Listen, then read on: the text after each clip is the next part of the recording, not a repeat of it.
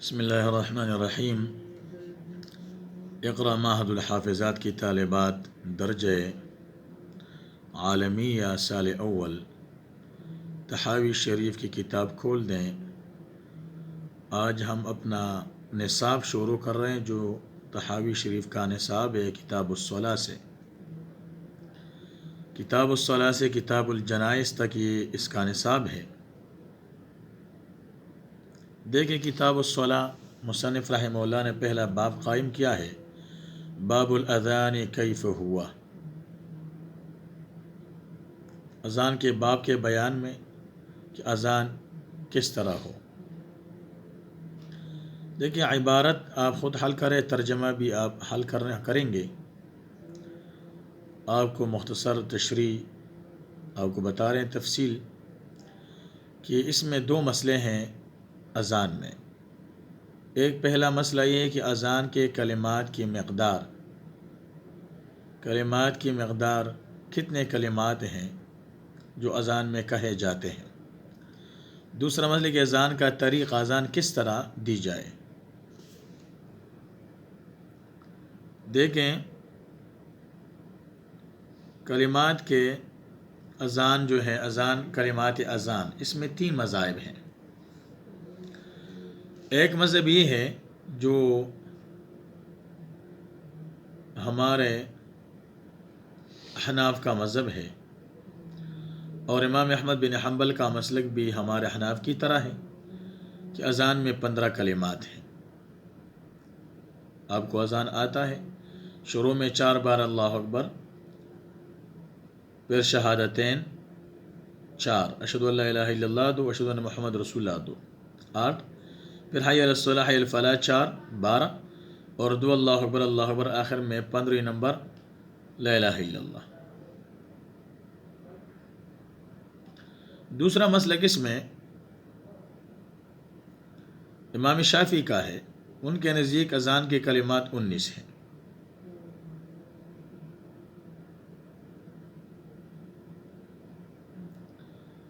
ان کے ہاں بھی ہمارے مذہب کی طرح ابتدا میں 4 بار اللہ اکبر، لیکن پھر آگے جو اشہدو ان لا الہ الا اللہ اشہدو ان محمد رسول اللہ، اس میں ترجیع ہے۔ ترجیع کا معنی دوبارہ اشہدو ان لا الہ الا اللہ کو پڑھنا۔ اشہدو ان لا الہ الا اللہ 2 بار آہستہ آواز سے پڑھے، پھر اونچی آواز سے، یہ 4 ہو جائیں گی۔ پھر اشہدو ان محمد رسول اللہ آہستہ 2 بار، پھر 2 بار اونچی آواز سے، 4 ہی ہو جائیں گی۔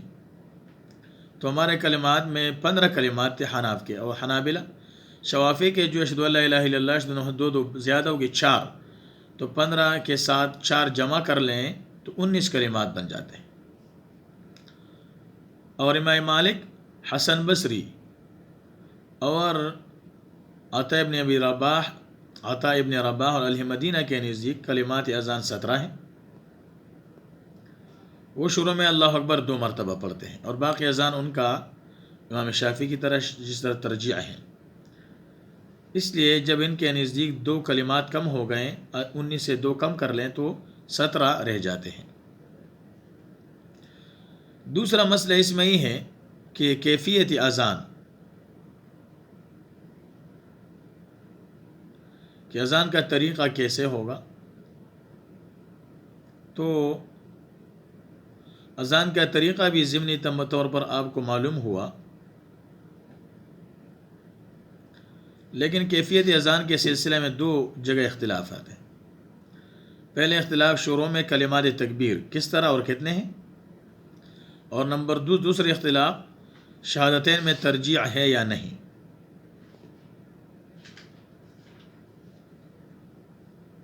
تو آپ کو بیان ہوا کہ امام مالک، حسن بصری اور ابن سیرین وغیرہ اہل مدینہ کے نزدیک اذان کے شروع میں تکبیر 2 مرتبہ ہے۔ یہی لوگ ہیں جو امام طحاوی نے کتاب الاذان کے درمیان میں فرمایا فَذَهَبَ قَوْمٌ إِلَى هَذَا، اس کے مصداق یہ ہیں کہ ابتدا میں اللہ اکبر 2 بار پڑھتے ہیں۔ اور امام ابو حنیفہ، امام شافعی، امام احمد بن حنبل اور جمہور فقہاء محدثین کے نزدیک شروع اذان میں کلمہ تکبیر جو ہے 4 مرتبہ ہے، کلمہ تکبیر۔ یہی لوگ کتاب کے اندر وخالفہم آخرون کے مصداق ہیں، جو آگے خالف آخرون کے بول رہے ہیں مصنف۔ ابھی دیکھیں دلائل جو ہیں ان کی کیا ہے. تو پہلا جو مذہب تھا، شروع باب میں حضرت ابو محذور رضی کی روایت کہ انہوں نے فرمایا، دیکھیں ابھی عن ابی محذور قال علمنی رسول اللہ صلی اللہ علیہ وسلم، رسول اللہ صلی اللہ علیہ وسلم مجھے سکھلایا الاذان کما تؤذون الآن، جیسے کہ اس زمانے میں تم لوگ اذان دیتے ہو، یعنی اہل حرم، اہل مدینہ. اور پھر فرمایا اللہ اکبر اللہ اکبر، 2 بار اللہ اکبر پڑھائے، دیکھو 2 مرتبہ. اس حدیث شریف کو مصنف نے 2 سندوں کے ساتھ نقل فرمایا. اور دوسرا فریق جو کہتے ہیں کہ شروع میں تکبیر اللہ اکبر 4 بار ہیں، ان کی طرف سے بھی 2 دلیلیں پیش کی جاتی ہیں.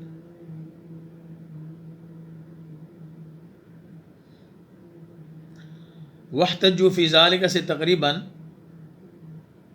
6 سطروں کے اندر یہ دلیل پیش کی جاتی ہے کہ خود حضرت ابو محذور نے شروع میں کلمات تکبیر 4 مرتبہ بیان فرمایا، اور 4 مرتبہ کی روایت صاحب کتاب نے ابو محذور رضی اللہ عنہ 2 سندوں کے ساتھ نقل فرمایا.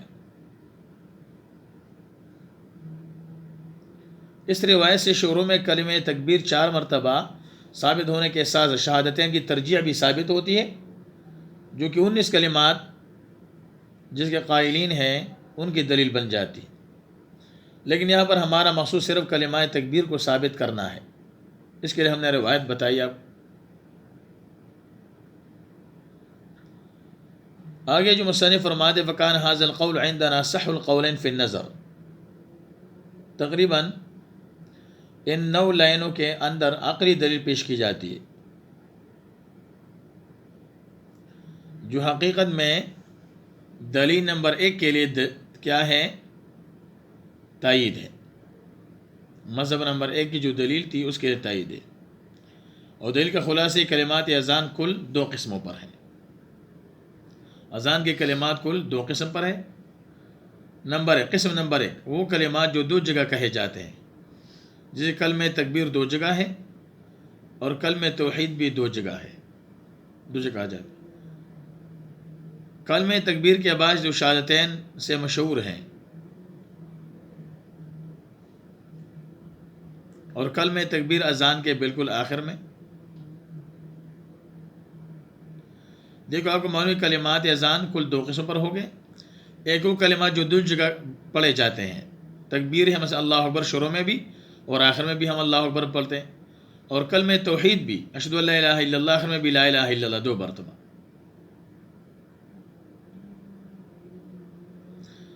اور ایک ہے دیکھیں قسم نمبر 2 کلمات جو صرف ایک بار ایک جگہ کہے جاتے ہیں، جیسے حی علی الصلاۃ حی علی الفلاح ہے، یعنی ایک جگہ میں ہے، 2 بار ہے لیکن ایک جگہ میں ہے، اس کا مطلب ہے.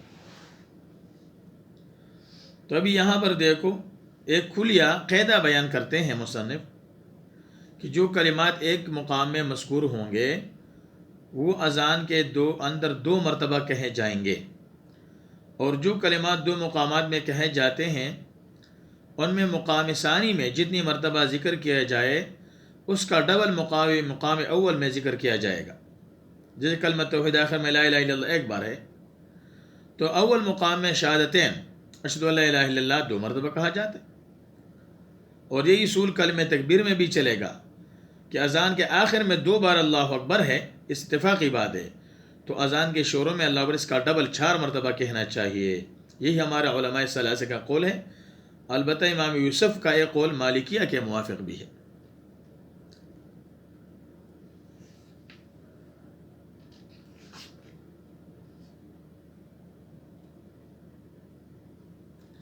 دیکھیں دوسرا مسئلہ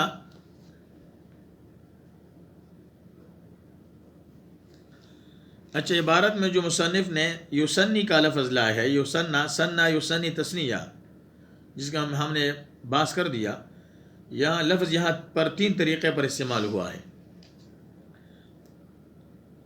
اور 3 مرتبہ ایک جگہ مذکور ہے ولا یسنی ذالک، یعنی 2 مرتبہ ولا یسنی 2 مرتبہ نہیں کہا جاتا. فکان ما سنہ من الاذان، یعنی کلمہ اذان میں جو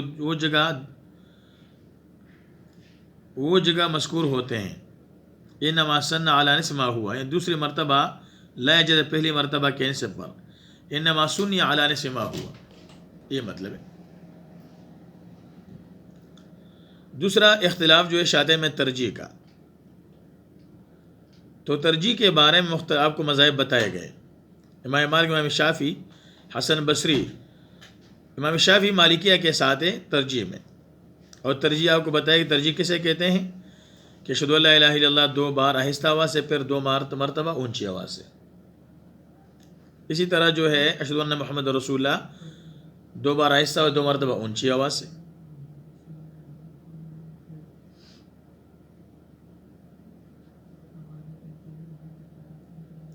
تو دیکھیں ترجیح کے بارے میں جو ائمہ کا مسلک ہے، فذهب قوم الی ترجیح کے مصداق وہی ائمہ ہیں، اور حنفیہ حنابلہ ترجیح شہادتین میں ترجیح نہیں ہے، یہی لوگ جو ہے ترکو آخرون کے مصداق ہوں گے۔ اس کے بارے میں دلائل آپ سمجھیں کہ دیکھیں جو فریق اول کے دلائل تھے وہ شروع باب میں محظورہ کی روایت جس میں شاتین کی ترجیح کی صراحت موجود ہے، اور دوسرے جو فریق ہیں ان کی 2 دلیلیں پیش کی جاتی ہیں۔ واحتجوا فی ذالک سے نیچے جو ہے 5-6 لائن نیچے، ملک منزل من السماء نے جو اذان حضرت عبداللہ بن زید انصاری کو سکھلایا، اس کے شہادتین کی ترجیح مذکور نہیں، اور یہی اذان محمد صلی اللہ علیہ وسلم کے حکم سے عبداللہ بن زید انصاری نے حضرت بلال کو سکھلائی، جو فرماتے وہذا عبداللہ بن زید لم یذکر فی حدیث ترجیح فقد خالف ابا محذورہ، محظورہ کی مخالفت کی، کہ اصل اذان وہی ہے جو عبداللہ بن زید انصاری کو ملک منزل جو فرشتہ آسمان سے اترا تھا سکھایا تھا، اور اس میں شاتین کی ترجیح نہیں ہے۔ اس کے برخلاف حضرت ابو محذورہ حضرت کی روایت میں شاتین کی ترجیح موجود ہے۔